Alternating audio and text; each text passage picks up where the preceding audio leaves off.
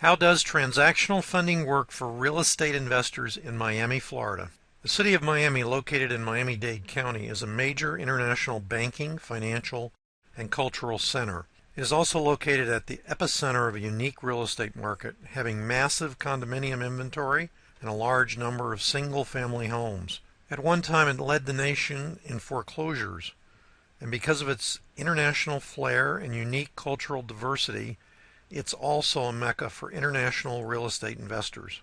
Real estate investors who understand the principles of how to do transaction without using their own money dominate the local markets. It's been estimated that 55% of all single-family homes in Miami and Miami-Dade County are closed using cash from end buyers. Not all real estate investors have the money needed to purchase a property in order to resell it later and make a fast wholesale profit. These money-challenged investors use other people's money, or OPM, to purchase and resell their properties, often the same day. These same-day transactions are called double closings, and the parties to the transactions are designated by letters. The original seller is the A party, the investor is the B party, and the end buyer, who generally will keep the property for another wholesale flip, a rehab, or rental property, is designated as the C party. The completed transaction is designated as an A to B and B to C double closing. In most cases, the end buyer C's funds cannot be used to fund the A to B leg of the double closing. If the end buyer C and the seller A are both disclosed in writing that C's funds will be used to do the A to B closing, the transaction may be legal. However, if the end buyer isn't disclosed and doesn't agree in writing to the use of his funds, serious legal issues will occur. More importantly, when the C buyer's funds are used to close the A to B leg, the A seller and the C buyer will know exactly how much profit the investor made in the transaction. This is very often a deal killer before either of the transactions close. Some sellers will think a $5,000 profit is too much, and some buyers will think you gorge them if you make a $2,000 profit.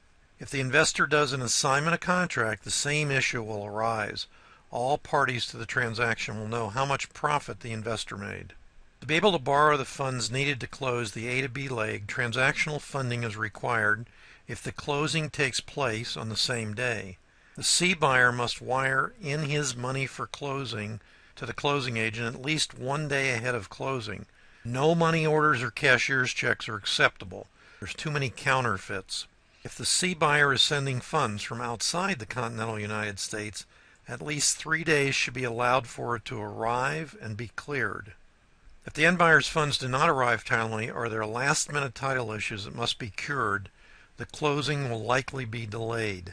In some cases, the seller A will not allow an extension, as we see in many short sales.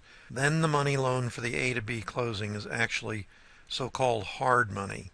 While some hard money lenders advertise these funds as 30, 60, or 90-day extended transactional funding, it's actually a hard money loan carrying all of the cost and legal ramifications associated with a normal hard money loan.